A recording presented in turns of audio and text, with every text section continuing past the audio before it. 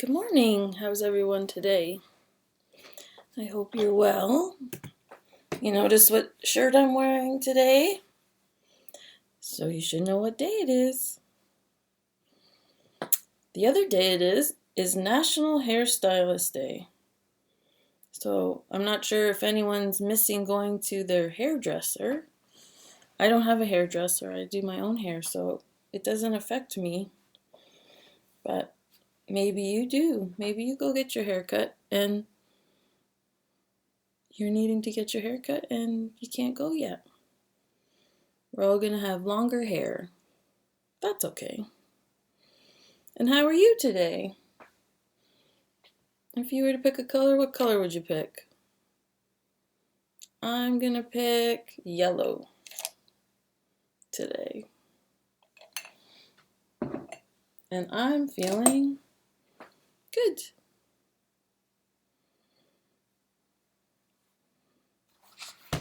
Okay, what's the date today?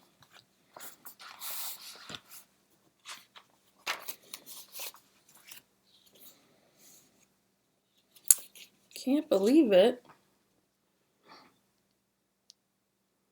You saw the shirt, so it's Thunder Thursday. And there's the number of our day.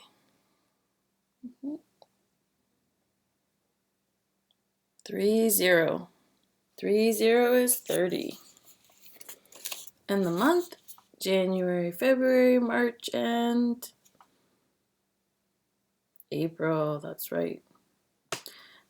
And it's been raining, so April showers, right?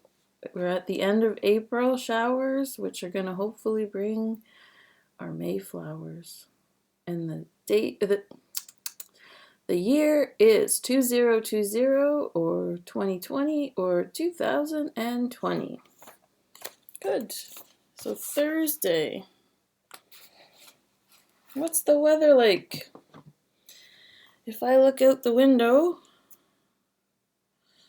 it is cloudy here. Oh, wow. So, but it's warm out. It's pretty, well, warm relative to, come on. Whoa, what is it doing?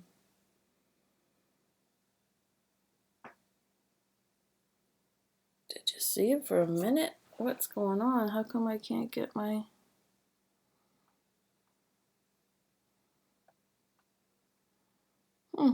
That's odd. Usually I can get the phone to show. It says 12 for Blue Mountains. And it says it's going to rain today. And there's a very good chance of rain. Let's see if it will do the next one. Oh, there I got it. That's Meaford. So Meaford's 11, cloudy, and it's supposed to rain. So that's why I picked yellow. I thought yellow would be our sunshine today.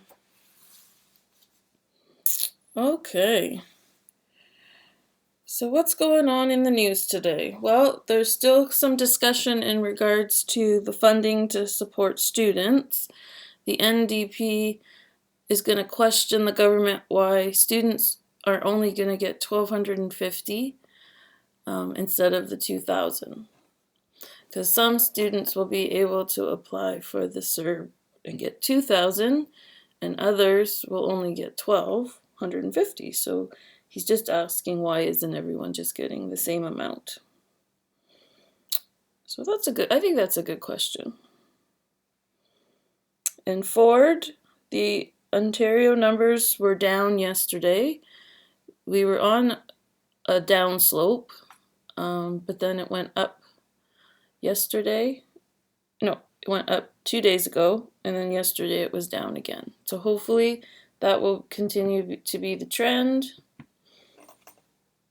and the numbers of the coronavirus will continue to go down. Some good news stories. Captain Tom from the United Kingdom has received 140,000 birthday wishes for his 100th birthday.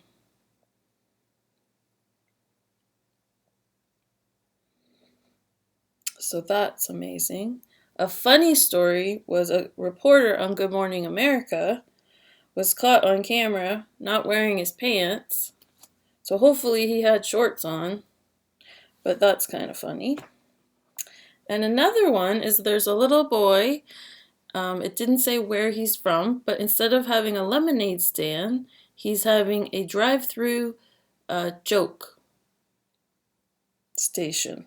So you can purchase a joke to have a good laugh. So he thought that would be better to spread laughter instead of lemonade. So that was nice. Our comic today, our Charlie Brown, he's at school and he says, well, here I am in the first round of the spelling bee. I've got to stay calm and not get rattled. This is my big chance to prove to everyone that I can do something. I don't care if I don't actually win. All I want is to get past the first few rounds and make a decent showing. Let's see now. How does that rule go? E before I except after G. No, that's not right. I before G except after no. See? Before E except. So he still doesn't have that rule. What, you guys know what it is? I before E except after C? That's it.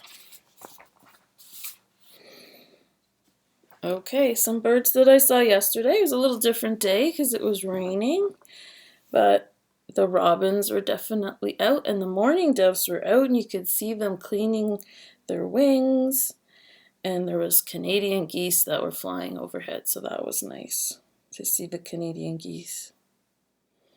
The item yesterday was this. Do you know what that is? It's got stuff in it. That is a bean. And do you know what plant it's from? It's from a tree. It's called the cattle tree. Yeah. And these all come off. And they also have a really nice white flower that smells really pretty. So that is from a tree. A bean from a tree. And it's a northern cattle paw tree. The new item, I found this on a walk, is this.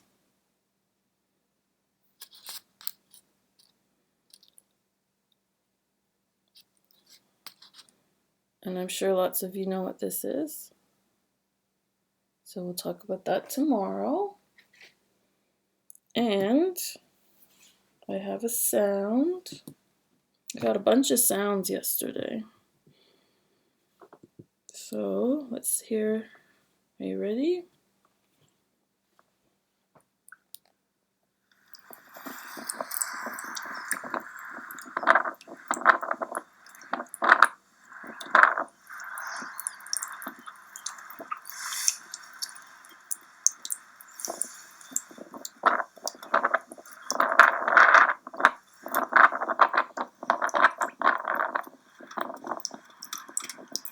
I didn't realize the wind was so strong.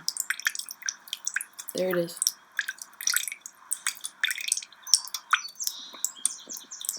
If you guessed water coming from the drain, you're right. That wind was strong.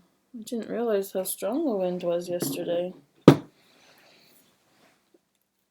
Okay, today's life skill. You're going to need a plate, a knife, a butter knife, and a fork. Nothing too sharp. Something that you can use on your own.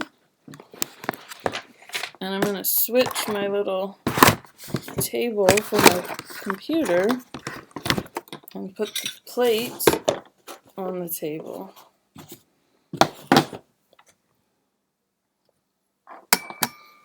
And I'm going to use the Play-Doh that I had made last week.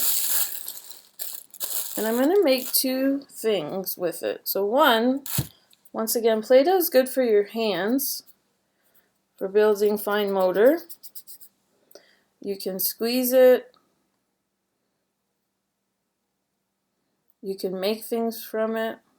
You can pull it apart, put something in it and pull it apart. So I'm going to have one that looks like a sausage and one that looks like a pancake. So this is the perfect thing where you need to practice your cutting skills. Is syrup on your pancake and ketchup on your sausage. So I'm right-handed, so I put the knife in my right hand. And I don't want to touch my food with my hands. One, because it has sauce on it, and then if I get it on my hands, then I could get it on my clothes, on my face. And two, your hands could be dirty, so you don't want to touch your food, which you're going to eat. So the first thing you're going to do is use your not dominant hand with the fork and secure the thing that you're cutting, and then you're going to use your knife to cut bite-sized pieces. Now, if you need to pull your fork out of it because you're not going to cut behind it, use your knife to hold that item and pull your fork out, and then move your fork and then do it again. This way, using your knife to help lift the fork up, you don't have to touch the food with your fingers. And I know one of my students that he does have trouble with that because he always wants to touch it with his hands because it's easier. But what we're trying to do is avoid touching the food with our fingers. The other thing are pancakes. So if there's syrup all over those and you want to get bite-sized pieces, you're going to have to cut. Now these you can do long cuts. So your fork can go on the edge of the pancake and you slide the knife through because pancakes are very soft. So you don't have to hold the pancake with the fork, you just have to put the fork on the edge so it doesn't slide off the plate, and then you use the knife to slide all across. So now you have nice little bite-sized pieces of pancake and sausage. And you haven't touched the food at all. You've just used your fork and your knife to touch the food. So that is something you can practice, and it's nice to practice with the homemade Play-Doh because you'd have to eat a lot of pancakes and sausage to practice that over and over and over, and practicing is key. Practicing for anything is key. The more times you do it, the better you get. And this Play-Doh is staying really nice and soft. I've just got it in my little baggies. So then I could make some more different types of food, and I can practice my cutting. Okay, so I'll just put that plate over there. Hi, it's me again. Okay, so I'll put that back up. And our next item is going to be visiting the Toronto Zoo. I'm really enjoying this.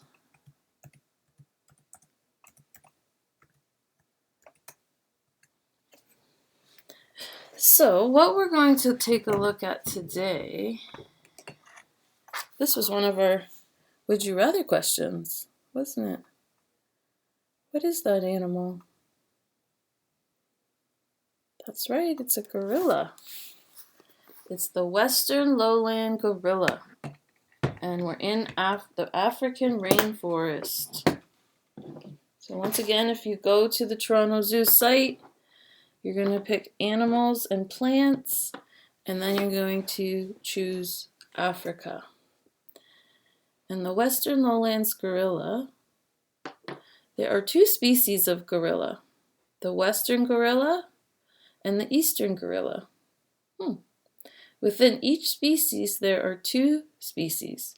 The Eastern gorilla species are the mountain gorilla and the Eastern lowland gorilla. The Western gorilla subspecies are the Western lowlands gorilla and the Cross River gorilla. Gorillas are the largest of the primates. Western lowland gorillas are the smallest of the four subspecies.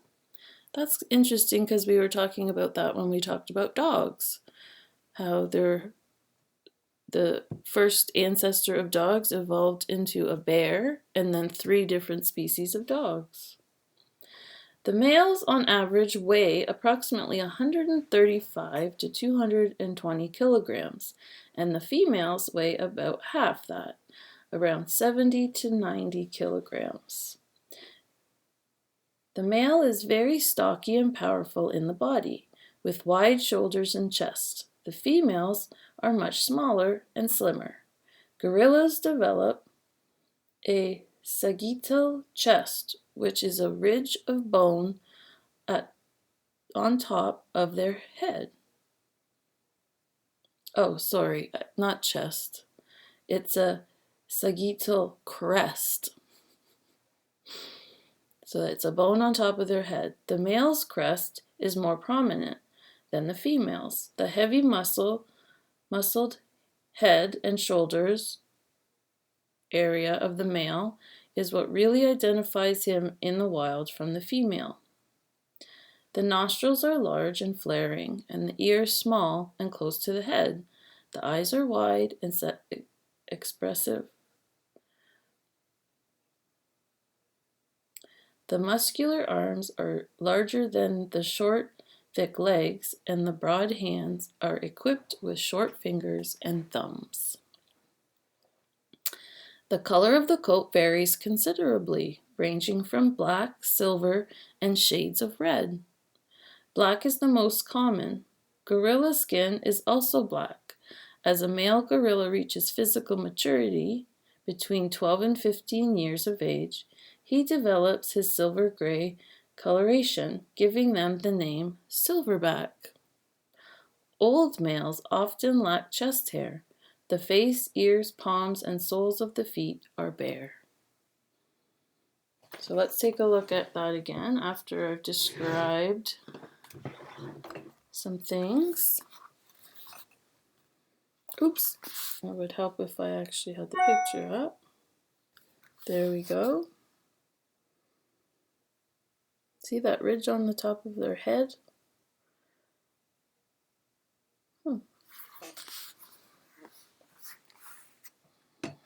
So let's see about their habitat.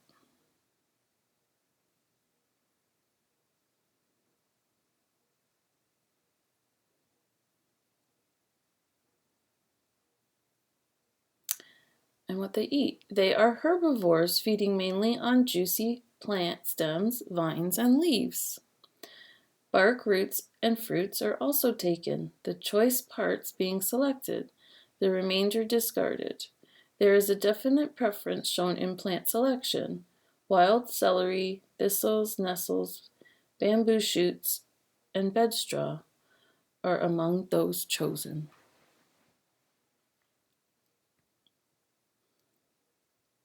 And threat to survival. As is the case with many species, humans are the primary threat to the survival of gorillas. Gorillas are widely hunted for bushmeat, and the young are collected for sale to pet trades, and practice that is now illegal.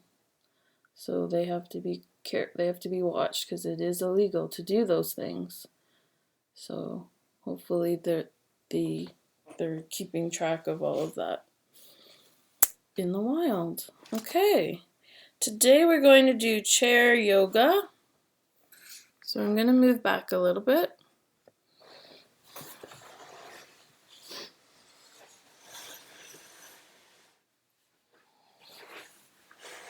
Okay. So excuse me, take a nice deep breath in and raise your arms up.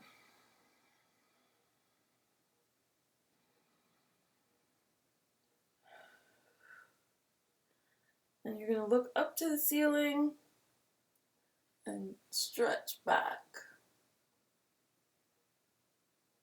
And then you're going to bend all the way down to the floor. And I want you to actually go on the side of your chair and stretch your leg back.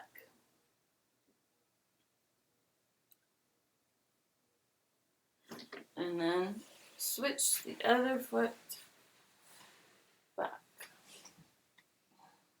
And you can do that runner's stance.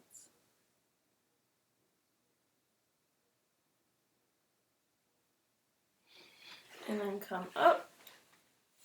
And we're going to lean back with our hands to our side this time. And we're going to open up and breathe in the chest.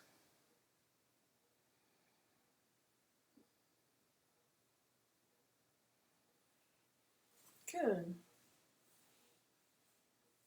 And we're going to bring our hands up again and lean back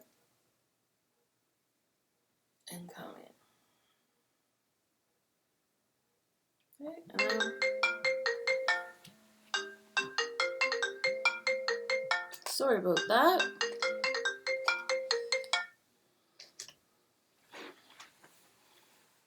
Okay, and from this, we're going to go up again, but then we're going to do something different with our hands. So we're going to breathe in and go up. And then we're going to turn and stretch our hands out.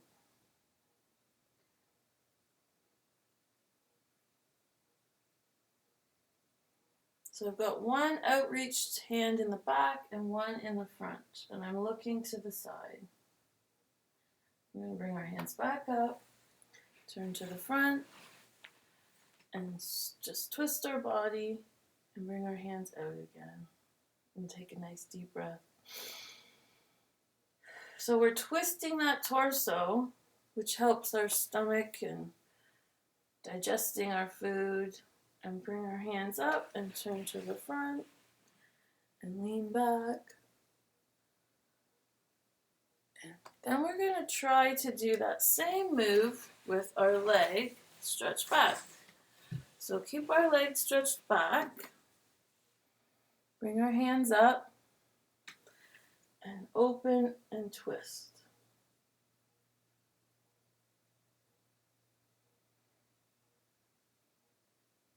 And this is called warrior pose. And bring the hands up. Bring that leg back. And then we're going to use our other leg to go back. And then stretch out our arms. And it's like we're in warrior position.